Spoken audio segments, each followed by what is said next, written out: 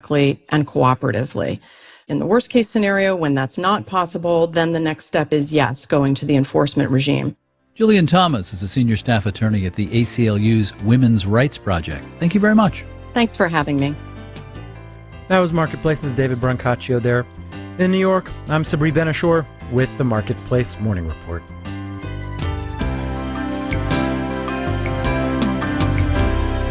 From APM, American Public Media. Wayne Hogan of the Terrell Hogan Law Firm. I'm Wayne Hogan. The Move Over Law protects police, fire, EMS, utility, and sanitation personnel by requiring drivers to move over and slow down for their vehicles. Learn more at waynehogan.law. Baptist Health is a proud supporter of First Coast Connect. Baptist Health, committed to building a healthier community for all of us. More info at 202-4YOU or baptistjacks.com. North Florida TPO, proud sponsor of WJCT's First Coast Connect, bringing to the community innovation in transportation planning, commuter services, clean fuels, and intelligent transportation systems. More at northfloridatpo.com. This is WJCT News 89.9 in Jacksonville. Ahead in the next 5 minutes, live local news for the First Coast from the WJCT News team. It's March of 1863, and Jacksonville is occupied by black Union troops. That little window of time has paid big dividends in the history of not only Jacksonville, but America. 3 weeks in Jacksonville that changed the Civil War. Hear the full story come to life on Bygone Jacks, Our Unsung History, a podcast from WJCT Public Media. Available wherever you get your podcasts.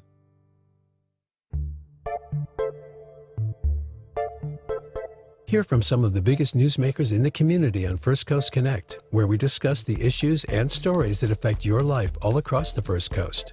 We also ask for your phone calls, emails, and tweets.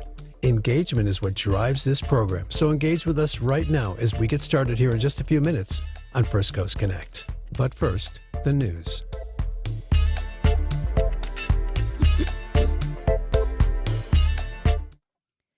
It's a minute after 9. This is WJCT News 89.9 in Jacksonville. I'm Michelle Coram.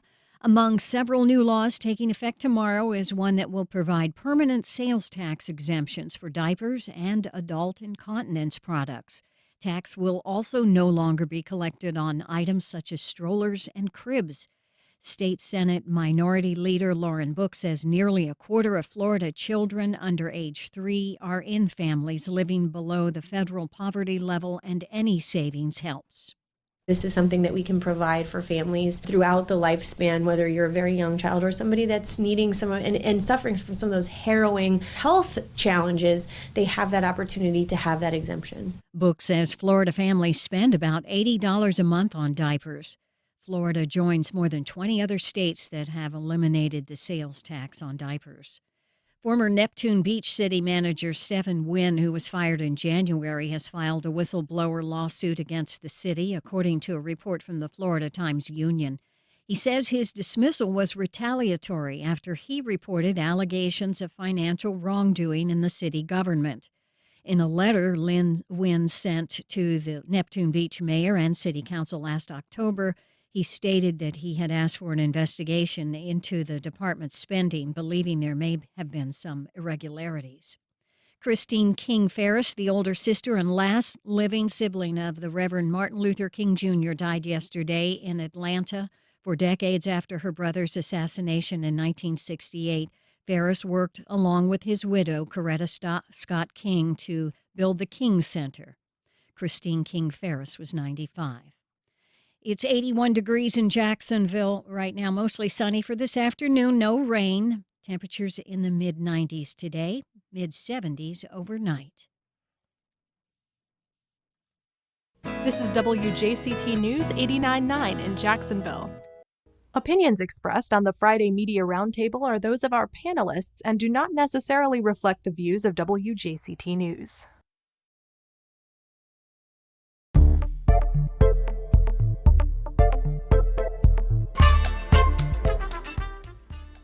Donna Deegan, Jacksonville's first female mayor, will be sworn in tomorrow. Jackson's More on the loss of community activist Ben Frazier, and questions surrounding DCPS's search for a new superintendent are coming up. Good morning and live with you from WJCT Studios. I'm Dan Scanlon, and this is a special First Coast Connect. And so we've got a lot of things to talk about right now. First of all, we have our guests, our media roundtable here, and to round up the week's news, David Barline will be joining us from the Florida Times-Union. We've got outgoing City Councilwoman Randy DeFore. Good morning. We've got A.G. Gankarski from Florida Politics in Jacksonville today, a busy guy right now. Hey, Dan, how you doing? I'm doing fine, and we have our perennial favorite writer, Shelton Hull. So listen live on the radio or watch our video stream right now on Facebook and YouTube. Tweet us at FCC On Air, the show's new handle. Email us at firstcoastconnect@wjct.org or message us on the First Coast Connect Facebook page. So let's begin with our top story. Mayor-elect Donna Deegan will be sworn in tomorrow with inaugural events that are kicking off today. In fact, the breakfast is right now, and there is a ticket-only party tonight. So let's see. Randy DeFore, with 12 hours left to go, 14 hours left to go as a councilwoman, what are your thoughts? I mean, I don't remember in all the years I've been a journalist here that we had this amount of events running up to a new mayor getting sworn in. Well, I think it's her way of trying to be very inclusive. That's what she ran on, inclusivity, and she's trying to reach out and meet people, as many people as she can coming into office. Okay, and don't forget to give us a call at 549-2937. That's 549-2937, and we welcome David Barline to the gang here, too. Another busy guy, I'm sure, with what's happening today and tomorrow. Well, you know, we've got First Coast News will be carrying the event live starting at 11 a.m. tomorrow and streaming live on FCN Plus on Roku and Fire TV. But right now is the inaugural prayer breakfast. That's over at the Garden Club. Tonight is the inaugural kickoff celebration. It's ticketed only. You've got to buy a ticket, and that's at 5:30. But then tomorrow, her swearing-in ceremony open to the public at the Jacoby Symphony Hall at the Jacksonville Center for Performing Arts. David, I'm sure you're involved deeply in covering this. Your thoughts about what's happening over the next 48 hours for Donna Deegan and staff? Yeah, it's a historic election, the first woman mayor in the city's history. That in itself is historic. As Randy talked about, she's really trying to get off on this right foot in terms of inclusivity, openness. There's so many different threads you can look at. I mean, one of the more interesting things is that this is the second member of the Hazouri family to be a mayor. Councilwoman DeFore served with Tommy Hazouri. Donna Deegan, the mayor-elect, is the second cousin of Tommy Hazouri. So it's kind of interesting that one family has produced two mayors. I find that pretty striking. They are not the same person. They'll govern in different ways. I think Tommy Hazouri liked to mix it up. He had some real famous blood feuds that lasted for years and years. One thing that's striking about the mayor-elect as she takes office is she's really, I think, kind of taken a position of, the campaign was a campaign. It's over. It's kind of a blank slate in terms of how she approaches some of the people who may have been rivals in the past, really trying to strike a bipartisan note. She's certainly done that in her appointment. So it's historic, I think, for that reason, too. Above all, that she's the first woman mayor elected of the city. But, also just kind of interesting. You got one family that's produced two mayors now. And I want to talk about those appointments because there was a new roster yesterday that she announced. But Shelton, your thoughts as the journalist on also covering this as to this week and leading up to this week, and maybe we'll talk about what happens next week. Yeah, well, it's a great thing. With politics, a lot of people have been turned off on politics the last 5-10 years or so, especially with this most recent campaign. Some of us in local media really tried to make it about the horse race, make it about the polls, make it about this toxic primary season, make it about interlopers from January 6th coming in and trying to amplify their voices. Donna managed to stay away from all the toxicity, and this what's happening this weekend is really kind of a celebration for the whole city, a city that especially younger people were not interested in politics and wanted nothing to do with this, but Donna managed to bring her back, and I think that the inaugural festivities and the way she begins her term as mayor will really reflect the way that she's run the campaign and run her whole life, really. You know, it's interesting. Many of us at this table and many of us, many people we know, we've all known Donna in some shape or form for 20, 30 years. We knew her as a reporter. We knew her in charge of a very successful cancer charity that really did some good and made a major impact and was visible a lot. And now I have to start thinking of her as Mayor Deegan and not Donna, because I worked over at First Coast News on some stuff with her. I certainly have covered and talked to her on many of the 5Ks and things. This is a mayor who's actually familiar with everybody.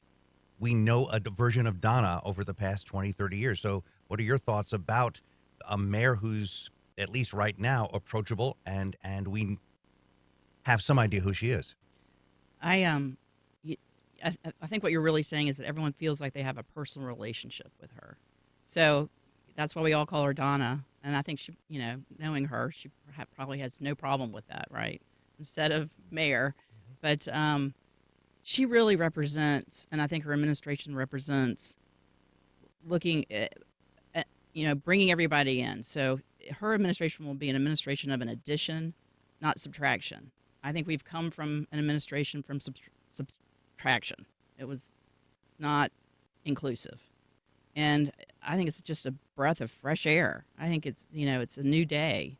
And I, for one, am very excited about it. For me, as a journalist for 40 years here, the last mayor I remember who I could almost comfortably call by a first name was John Delaney. But I'd known John Delaney as an assistant state attorney, as a state attorney, as a mayor, then to UNF, and now many other things. I actually saw Mayor Deegan 2 days ago, and I called her Mayor Deegan. I have to start thinking of her as our chief executive. And her husband was sitting right in here yesterday to talk about riptides, and I called him first husband, and he said, "No, I'm first dude." Yep. And he had on his dude shirt. So what about the rest of the gang? I mean, we have a familiar, quote unquote, friendly face as a mayor. We all know a majority of her staff picks. We've all worked with them as journalists. So on the right side of the table, just thoughts as to what we have coming up as far as staff and accessibility. Well, I think it was Walt Whitman that said it best, I contain multitudes, and that's kind of the situation with Donna. We've watched her literally grow up from the 1980s. I've known her since I was probably 15 or something like that. And so as she rises, we can kind of see our own stories reflected in her, the ability to persevere through so much negativity. And, honestly, the last two mayors, Alvin Brown and Lenny Curry, within the first few weeks of them taking over, kind of kneecapped themselves with, negative interactions that they or their staff had with people at City Hall, with other city council people.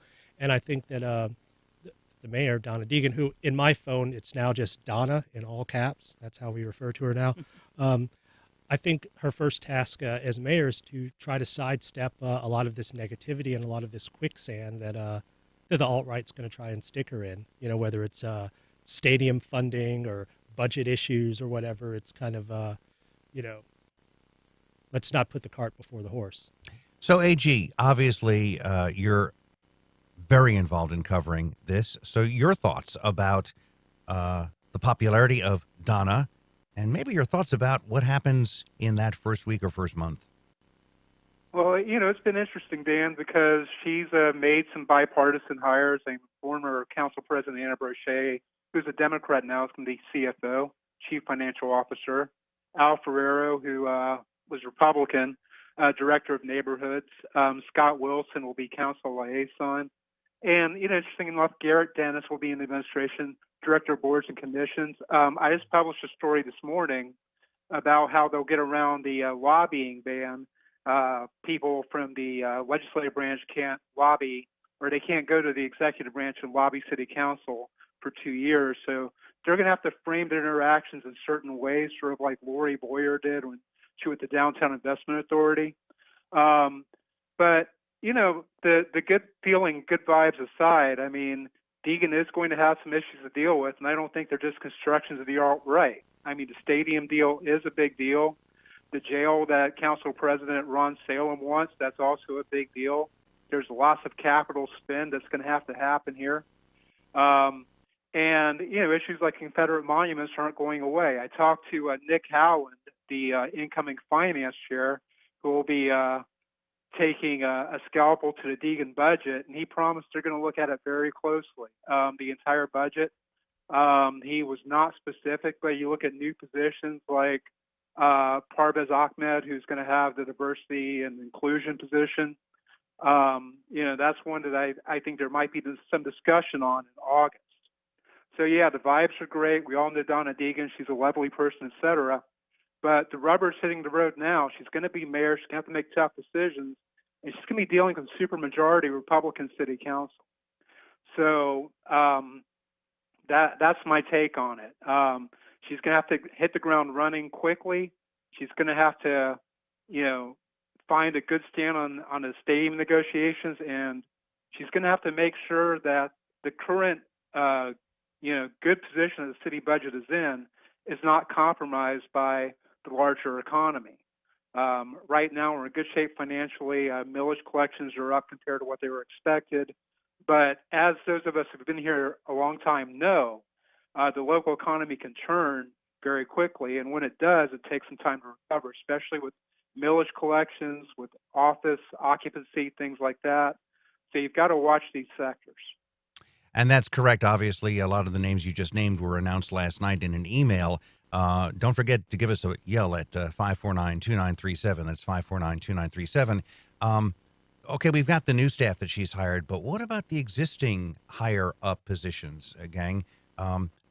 Does anybody who's been there for 4, 8, 12 years in higher-up positions, are we expecting some heads to roll in the next month or so as Donna moves down the line into the city departments?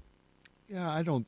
When we talked to her earlier in the week, she said she's going to obviously look at all the appointed positions. I think there's several hundred appointed positions that the mayor has. And traditionally, the mayor, when he or she takes office, will ask them all to submit a letter of resignation and then would review whether or not to accept that letter of resignation. The fire chief position might be one that's examined every time. Mayors often want to have their own fire chief. The current fire chief was a supporter of Daniel Davis. But when we asked her about it, she said again that she's not going to view anything through the prism of, well, you supported my opponent or you supported me in the campaign. She really says she's going to do it based on how well they're carrying out their duty. So I wouldn't say at this point there's going to be a big house cleaning or a big turnover. I think it'll be a gradual review. And I don't think it's going to be within the first 30 or 60 days. There's going to be an incredible number of turnover in those big positions. I think everybody will have a chance to make their case. I'm Dan Scanlon. You're listening to First Coast Connect's Friday Media Roundtable. Let's just wrap this up. Any other thoughts about the next week or 2 or 3 from Shelton or our outgoing councilwoman? I really believe that Mayor Deegan is much stronger than people realize, and they're going to underestimate her. So with the stadium and some of these other issues that have been brought up, I think you're going to be quite surprised how she handles those issues, and it's going to be in a good way. Shelton, you're nodding. Oh, yeah, absolutely. Like Eleanor Roosevelt said, you never know how strong a woman is. Women are like tea bags. You don't know how strong they are till you put them in hot water. And there's plenty of hot water coming up.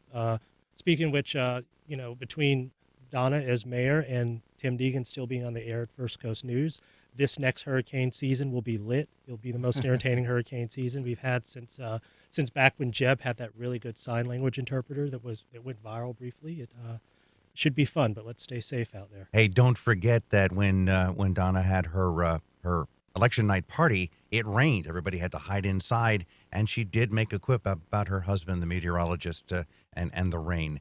We talk about strong people, and many of us this week are mourning the loss of community activist Ben Frazier, who I've known for 8 years. He finally lost his battle on Saturday with cancer, and there was quite a moving ceremony on Tuesday night in James Weldon Johnson Park for him. Many voices. In fact, I'm surprised they weren't heard inside the council chambers. Many chants, many memories. And I think the overwhelming thought there, as I covered it for WJCT, was that Ben may be gone, but his fight will move on. And that was something his daughter said and many others. So let's first of all mention that visitations for Ben are on Friday the 7th from 4:30 to 7, and Saturday from 9:30 until 10:55 a.m. Then the funeral service is Saturday at 11 a.m., all of that at the Bethel Church on Bethel Baptist Street. So that can be the final farewell. But any thoughts about the man who started as probably the one and only member of the Northside Coalition of Jacksonville and has been a very well-known, sometimes controversial figure in this city since? Yeah, I think anytime Ben Frazier was... go ahead, AG. Oh, thank you. Yeah, I mean, Ben, as his life went on, especially the last few years, I mean, he made global impact. I mean, he went to the United Nations, spoke to them about Florida's anti-riot law. He went to a Ron DeSantis press conference last year that he wasn't invited to, got arrested. He was arrested at the Jacksonville City Council for speaking his mind and protesting local politics and policies. The man spoke truth to power the whole time, and over the last few years of his life, I got to know him pretty well. I did some media appearances with him, including on the Black News Channel, which no longer exists. But, the reality is that Ben Frazier's impact on Jacksonville is going to be something that's going to be felt for years to come. And it is a blight on the local city council that, they pushed him to the side so many times when he'd come and speak about issues regarding the North Side, regarding equity in general. And I'm interested to see how this upcoming city council and Mayor Deegan actually recognizes the impact. He obviously backed Deegan during the campaign. That was an endorsement that she treasured. People on the right tried to message against that endorsement. It didn't matter. And Ben Frazier's legacy, I think, is going to be informative over the next few years in Jacksonville as we figure out our new path forward. Well, that's right. Donna, in fact, did speak at the memorial on Tuesday night, and her comment was there was no voice more melodious when he wanted to be and no voice that spoke with more power. David? Yeah, I think to AG's point, one thing I think will be interesting to see is when I think of the Northside Coalition, it is so much hand in glove with Ben Frazier. You think of the Northside Coalition, you think of Ben Frazier, you think of Ben Frazier, you think of the Northside Coalition. It's something he founded, built. He was a spokesman for it. Very media savvy person. He was the one who led the group in chants. He was the one who was getting arrested. It'd be interesting to see whether what he built is something that has organizationally longevity. If it moves on, it has the same kind of high profile nature that it had while he was alive and running it.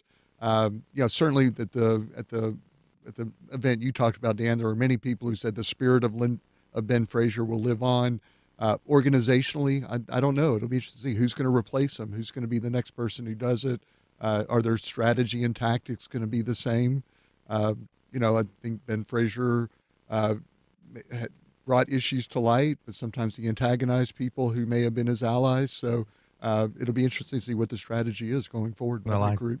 I was there both times he was arrested. I was covering the governor at that event, and then I was in the front row, literally, and Randy was probably just a few scant feet away at City Council when he really wanted to make his point known about the monuments and would not give up the microphone when there was less than 2 minutes offered to each of the many speakers that night. And then passive resistance, typical 1960s, he went down on the ground right in front of me as I'm shooting video.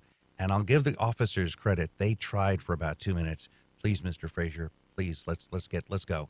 And they were fairly gentle with him, considering that was not the case during the governor's incident. And his last word literally was, "Am I under arrest?" as he goes out the door. And then Will Brown shot an epic photo of him in the back of the police car outside City Hall, looking very pensive and thoughtful. But in both cases, charges dropped. Randy, obviously you were there for that. I was. That was not our finest hour, in my opinion. Yeah.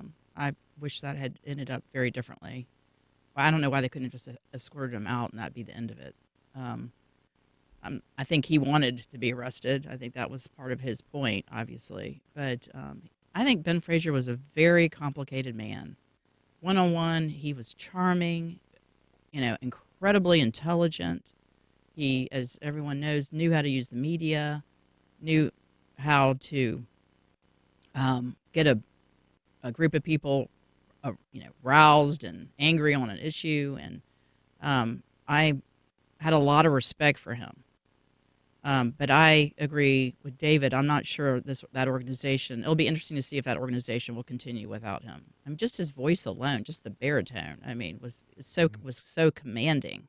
Well, he's an old broadcaster, and those of us who do this for a living, sometimes there is a persona that comes out when the microphone's there.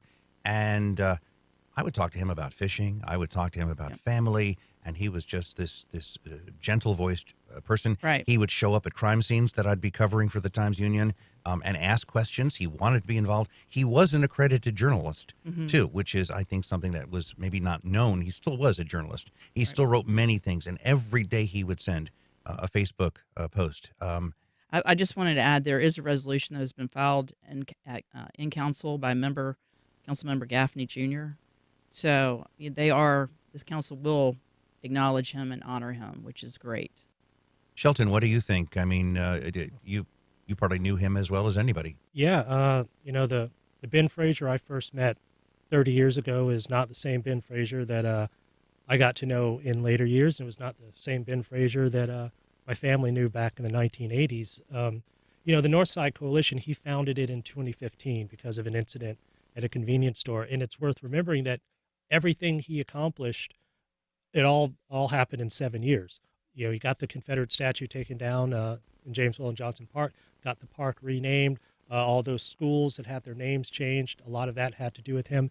And he would have never stopped. The last couple of years when those arrests were going on, he knew he was running out of time. And he said to me at one point, if his story had ended on the floor that day, he would have been fine with that, because the fact is that by all rights, Ben Fraser should have never lived to see the 21st century at all. He'd been through things. He'd been through, addiction, jail. He'd messed up his family once. He fought these last few years like a man that was given a second chance, and he was determined to leave it all on the field. And it was a perfect combination of the man and the moment, because he comes along and then the George Floyd protests and the pandemic and all circumstances combined to create the situation in which he could shine. As far as what the Northside Coalition does in the future, it's unclear. You can't ever really replace a guy like that.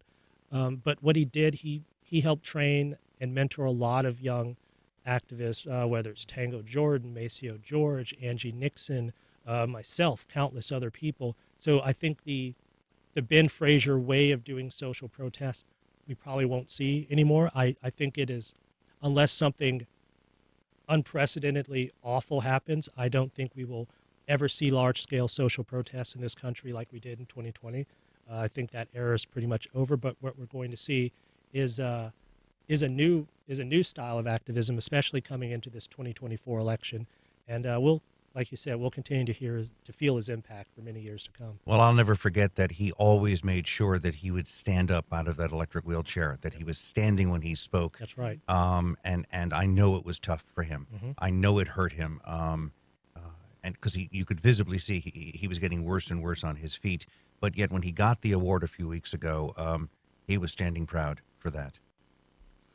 Yeah, I think what Shelton said, the man in the moment, great way to put it, Shelton, and somebody who was ready to have a second act. And I think that's one of the inspiring parts of his story is that he did have a true second act. He won. It was one of redemption and one of conviction. And I think regardless of whether you disagreed or agreed with the positions he took, that was a really inspirational thing that he did.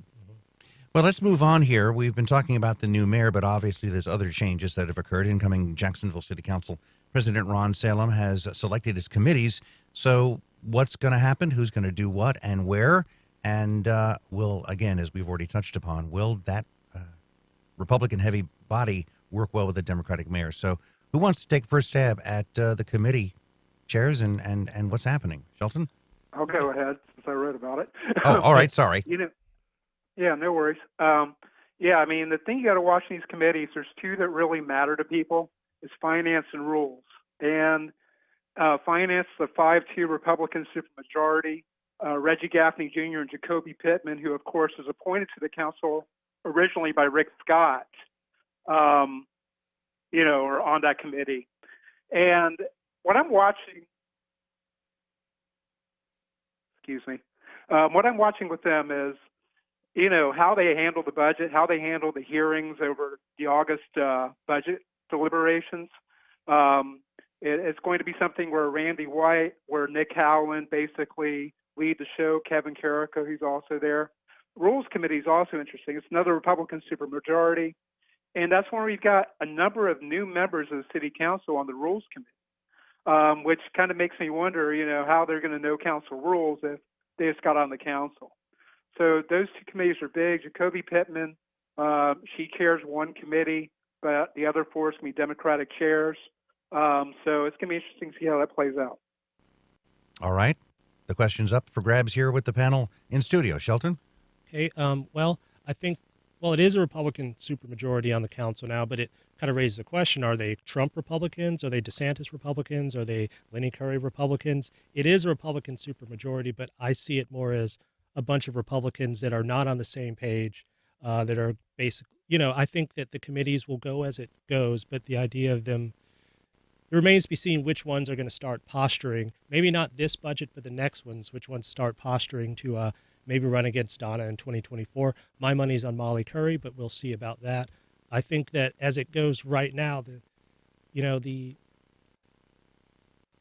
I don't know how much Dean Black is going to affect things. It's possible that one of these Republicans on the council will just decide to grandstand and maybe obstruct and throw some things up. But I expect this first budget to be fairly mellow. I don't see a lot of controversy coming out of it. Not this first year. Next year will be a definite train wreck. Let's ask someone who knows. Yeah. Randy? I think that Finance Committee is a tough committee when you look at the lineup. I think, the only thing that gives me some comfort is that Mike Weinstein is a part of this in terms of the budget. But I think this is where they're going to throw down the gauntlet. I think this is when you're going to see how much difficult time they're going to give this mayor. Nick, and I would say who's controlling these people? It's not Dean Blacks of the world necessarily. It's their political consultant. Who's behind a lot of these, a lot of people in finance is the same people that were behind Lenny Curry. And that is concerning. Okay, and David Barline, obviously the Times-Union, you've been covering a lot of this, so I really want to hear your thoughts. Yeah, I think, this idea that there's going to be a, quote, resistance in the first year, I don't think that'll happen because I think there is a honeymoon period. I agree with Councilwoman DeFore that Mayor-elect Deegan is going to be not a pushover. I do think that there's a Republican supermajority, but at least one member of that supermajority is Matt Carlucci, who endorsed her. So I think Deegan's message will be, let's set aside party labels and do what's for the greater good of the city. One of the first tests to me is going to be, does this Republican-controlled city council go and say, we're going to cut the millage rate, the property tax rate, and because I think Deegan will propose a budget that does not. That would be a big issue. Some of the other stuff like, we're not sure if you should have this office or that office. I mean, she won. That's the deference you give the mayor, and the mayor should be able to create her own office and her own team. And if that's the fight that the council's going to pick, I'm not sure that's the best fight for them to pick coming right out of the gate. Shelton? Oh, I pretty much agree with that. I mean, it's it's unclear. I mean, of course, we have to allow for the fact that things are going to happen between now and then that we can't foresee. There may be people out there now that will not be around in a few months. That remains to be seen one way or another. And we don't know what will happen, but I trust the new mayor with the chaos yet to come. She's weathered so many storms already.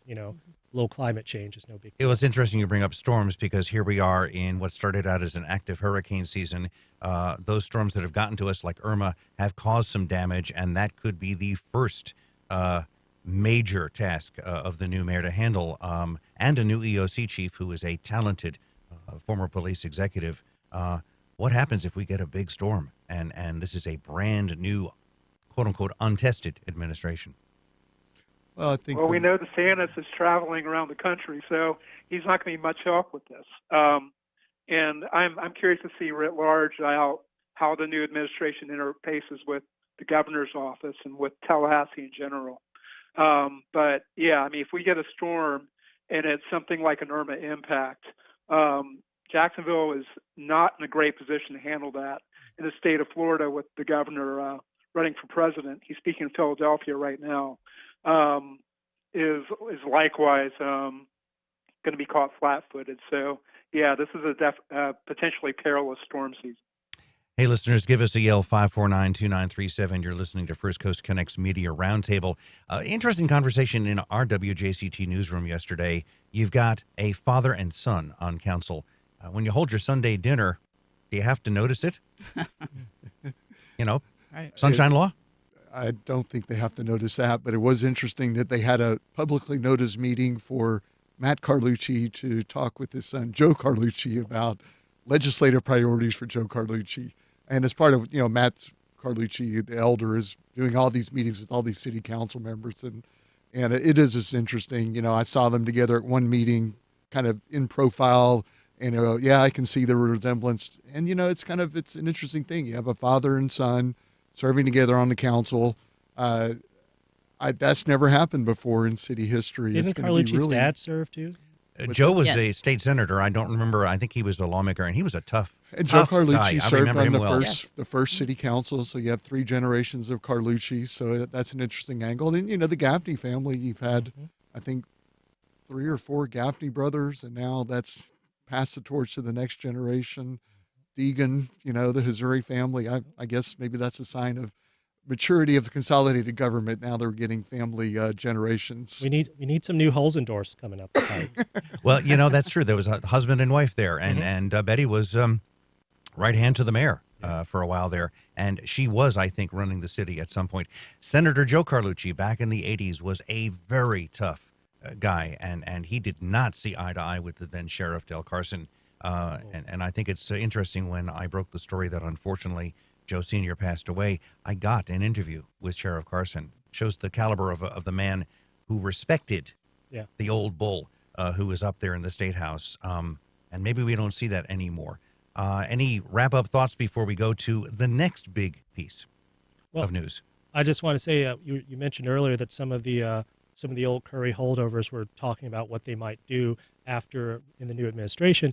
I want to let them know, if any of them are listening, that they're hiring for Jacksonville ambassadors right now. So if you like riding around the little Segway scooter with the orange shirt, you guys definitely, I'm sure you're experienced. Okay. Now, there is one more big thing happening this week that has come back to the forefront. As we all know, Diana Green has left the Duval County School District as superintendent, and the school board has begun its search for a new superintendent. But yet the head of the Jacksonville NAACP this week said, we think, unfortunately, that someone's already been picked. And that already been picked is a former principal who just left another school district, saying he had a possibility to go back to Northeast Florida and hang out with his family. So Isaiah Rumlin's comments in a letter Wednesday to the school board chair, Kelly Coker, said that the search is squandering valuable resources and taxpayer dollars, since they already apparently have someone in mind. So let's throw that one out. Is there an honest-to-goodness search going on, or do you think an offer's been made? It's funny, because when they were getting ready to run Green out, I talked to a number of people on the school board, and they said that they wanted a change maker, somebody from the outside, somebody who wasn't tied to Duval County institutionally. And if Addison Davis is the pick, as is expected, and indeed was rumored at the time by people who weren't those sources, then these conservative members of the school board kind of have a vague on their face, because Addison Davis, he was a holdover from the Nikolai Vitti years. He knows the district, but at the same time, he knows the district, which means he's going to be kind of tethered to sort of the institutional knowledge and biases that the district has already. So to decide you're going to get some reformer coming in, you're not getting that with Addison Davis. What you're basically getting is a return to the status quo. And if you look at school board district politics over the decades, it's always been outsider, insider, outsider, insider. Green was the outsider. We're back to the insider.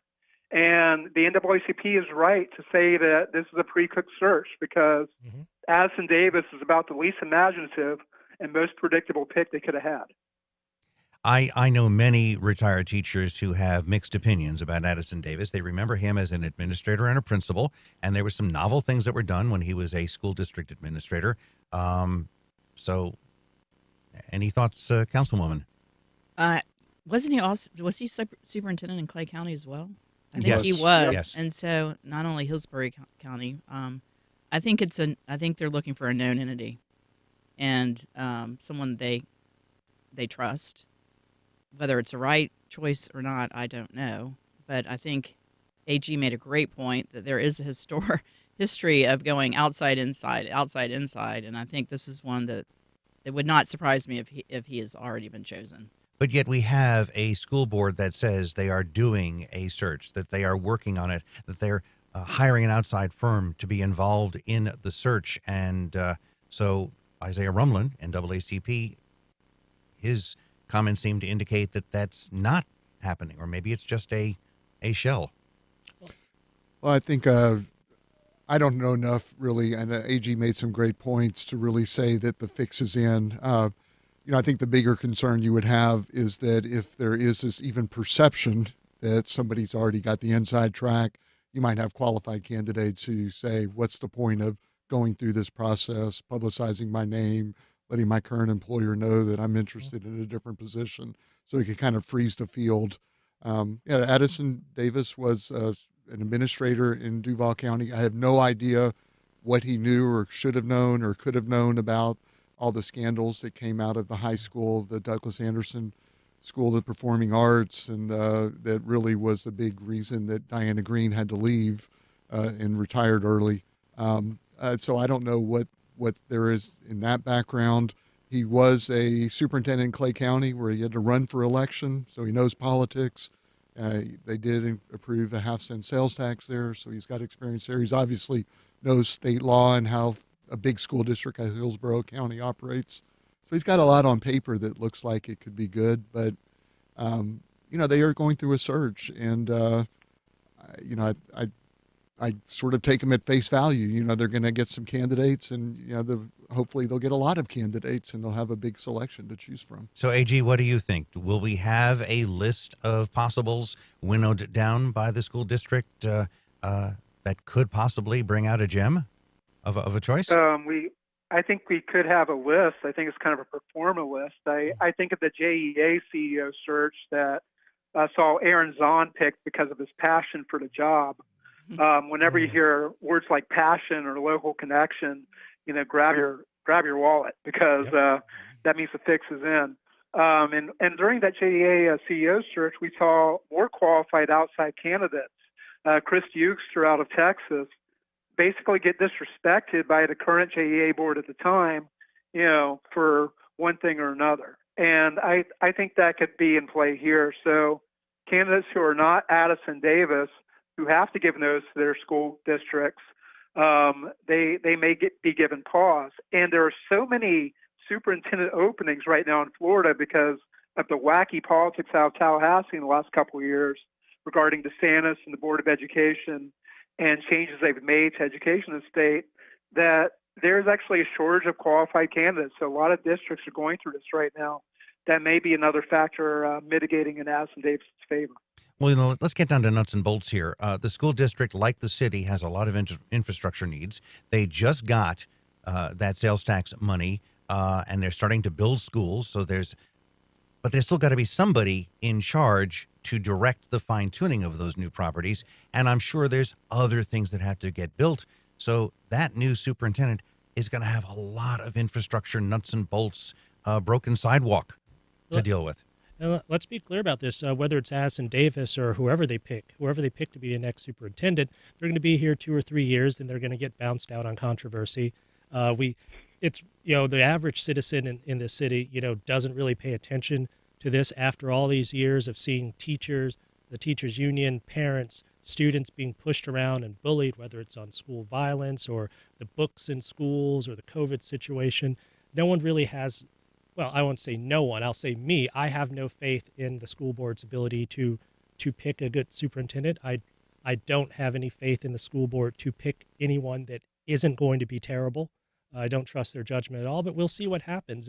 We know how the NAACP feels about this, but the real question is, how do the Moms for Liberty feel? Because they're the real kingmakers in all this. And, you know, I've been here 40 years plus covering the news, and I have lost track of how many school superintendents we have had. I'm a Herb Sang guy. I start back to Herb Sang, and I knew him well. I can think of a few others that I didn't know well, who were very distant. But I've lost track of those people. Some I knew very well. Some you could talk to. I only met Dr. Green on a tragic night at Rains High School. It's the only time I've ever talked to her. I got a good sense of her way back then. And I think that good sense held for all the years I've covered the school district. But we would do a better job using AI to pick the superintendent than relying on the school board. But you need somebody who you get a good feel off of, like a Donna. Yeah. You get a good feel off of. Now, that's initial. Let's see what happens in a year. But the superintendent, we're dealing with our kids. And in my case, my grandson going to school. So I want to see, I think, as others, someone who is a school person. Thoughts as we wrap this up? How about if whoever wins Teacher of the Year in Duval County this year gets to be the next superintendent? Maybe try that for a few cycles instead of this current process. Because the same people who are picking this new person, they're the same ones more or less that picked Diana Green. And by all accounts, that was a failure. So the people that voted for Green, are they going to recuse themselves for the next process? Well, we'll have to wrap it up on this Green point. A failure. I don't see that Diana Green was a failure at all. Her time ran out, but she wasn't a failure. She accomplished a lot in a very short period of time. Yes. Diana Green was not a failure. Yes, and like I said, I got a good feel off her on that literally her first month. She has to deal with the tragedy of a Rains High School shooting. But we have to wrap this up. We'll all be discussing this again, I'm sure. But now it is time for our lightning round. My lightning round edition is that yesterday, unexpectedly, the administrator of the St. Johns County government quit. The same day there was supposed to be a public meeting with the commissioners about his salary, and there's lots of rumors surrounding why he left. Officially, his two sub-administrators will handle things until the commission figures out what's next. Gang? I heard he was pushed out. I'm again, those are rumors, and I'm a journalist. Okay. The lightning round? Lightning round. All right. Well, it's July 4th, so come out to RAM. That's Riverside Arts Market on Tuesday. There's going to be a smaller market than normal than they have on Saturdays, but come on out. It's going to be a lot of fun. Hopefully some good food trucks, too. Absolutely. So JEA is doing a study of whether it might make sense, among other options, for JEA to become the utility provider for water and sewer service in Atlantic Beach. It's a long way to go in the study, and a lot of options are under consideration. It's striking that 4 years ago we were talking about whether JEA was going to be purchased by a for-profit investor-owned utility, and now JEA is looking at expanding possibly the public model of utility ownership. AG, I know you've got something big for Lightning Round. Yeah, I sure do. Tomorrow I'll be on First Coast News with Andrew Pentazzi of the Tributary. We're going to be talking about Donna Deegan's inauguration. We'll be providing a color commentary. I'll also be on next Sundays, this week in Jacksonville, Kent Justice. So if you want to see me on TV, you got two shots. Okay, and Shelton, obviously. Oh, well, I cannot remember the guy's name, but there's a local fighter who fought for the UFC. He made his UFC debut a couple of weeks ago, and he accidentally thumbed a guy in the eye, so that match got thrown out. I predict that by the next time UFC comes to Jacksonville, which will be sometime next year, that guy will be wearing championship gold. Okay. Don't forget, we've got the Florida Roundup at noon. We'll take a closer look at a number of laws that take effect Saturday and what they mean to you, the Florida citizen. On this week's What's Health Got to Do With It, we'll explore the latest healthcare headlines with our medical roundtable panelists. That's tomorrow afternoon at 4 and Sunday night at 9. And I want to say thanks to our panel for another exciting Friday. Up next, it's the 4th of July weekend, so some culinary suggestions for your independent Pride Month by appreciating the diversity of sex and sexuality in nature. There's a fungus considered a queer icon within mycology, which is a mushroom that has as many as maybe 23,000 different sexes or mating types. That's on Science Friday from WNYC Studios. This afternoon at 3 here on WJCT News 89.9.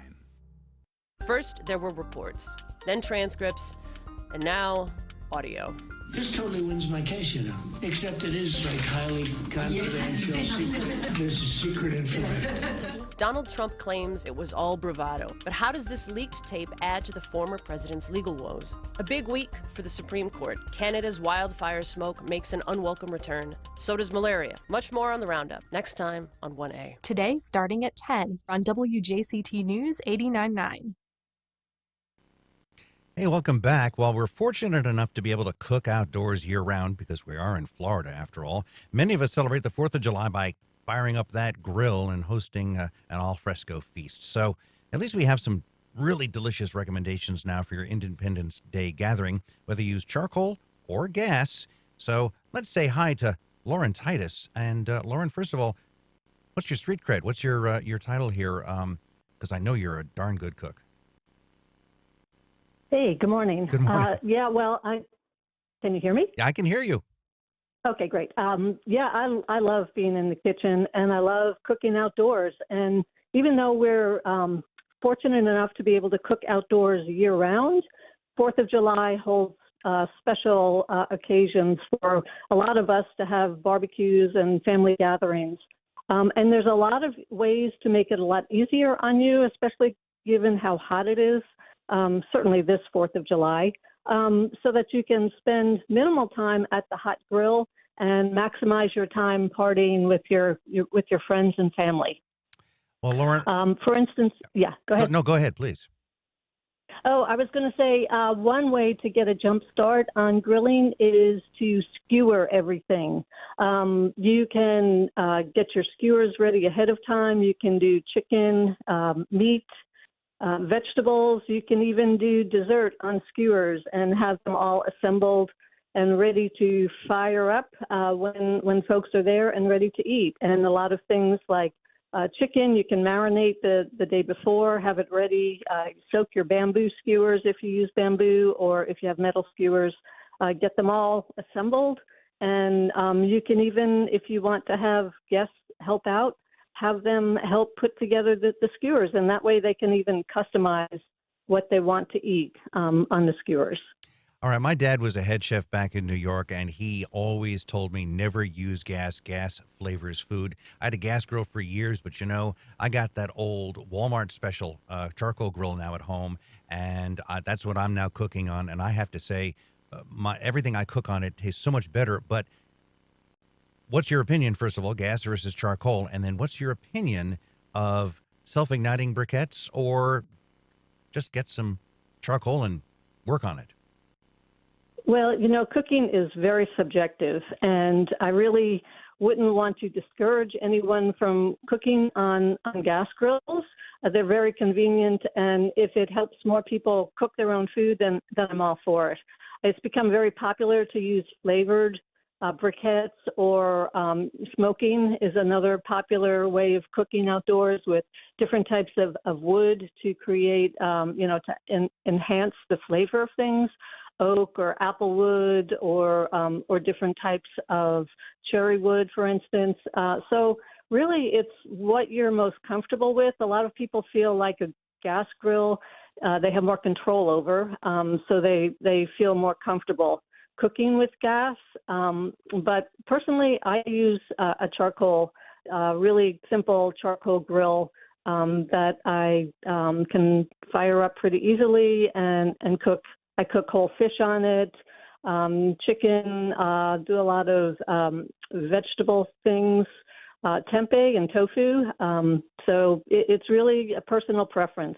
I just say, just get out there and cook, whichever one you're most comfortable with. Well, you talk about flavored briquettes. I had great success a few weeks ago with one of the little tins of mesquite. I just zipped off the top, put it on top of the coals, and I was able to smoke a most amazing steak. Was really proud of myself. And that's easy to put in. You don't have to soak the wood, wrap it in foil, and put it on there. Your thoughts about getting the smoke pieces? There's a lot of people who like playing with that. And in fact, I've seen a lot of barbecue masters who have gone from smoking in their backyards to running businesses. So I'm all for it, especially if it enhances your culinary adventures. I did want to mention about cooking steaks on the grill. Some people feel that you really should only flip the steak once, but according to a lot of my chef friends, it's better to flip your steaks more frequently to get more of an even cooking throughout the steak. So don't be afraid to turn the steak 3 or 4 times to get the nice grill marks, but also evenly cooked throughout the steak to the degree that you want it.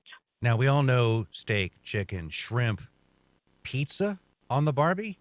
I would be scared stiff to do that I'd end up with a charcoal cinder. So you tell me, how do you make a pizza on a grill? It is actually very easy. The trick to it is really keeping your eyes on it because it goes really fast. And what you do is, of course, you make your dough up ahead of time. You have it all ready, portioned out. You have all of your toppings, cheese, veggies, sausage, whatever. And then you get your grill to a medium temperature and spread the dough out in the size you want. I recommend like an individual size pizza because it's easier to keep an eye on and to have it cook evenly. It takes about 3 minutes on that first side. You cook the first side, you flip it over, and that's when you put your toppings on, and then you cook the bottom of it, and you could put the lid down to let the cheese melt a little bit. The vegetables, if you want to grill them ahead of time or have them raw to put on the pizza, but it's really a matter of, because it does cook fast, it's a matter of keeping your eyes on the pizza dough, the crust, so that it doesn't burn to charcoal, but it gets a nice crispy grill flavor to it. Well, it's going to be a great holiday weekend. I'm going to be grilling out, and don't forget that you also, if you got a fire pit, you could probably do some shish kebab or something on top of that. That was Lauren Titus, an excellent chef, and some great ideas there. And as we wrap up this day, that's our program. Thanks to all of our guests and callers. And I really want to thank the folks behind the glass who make this so easy to do this program. Our executive producer is David Luckin. Our senior producer is Heather Schatz. Our director is Isabella De Silva, with technical help from Morning Edition host Michelle Corum. I thank them for making this job easy. Connect is provided by Baptist Health and the North Florida TPO.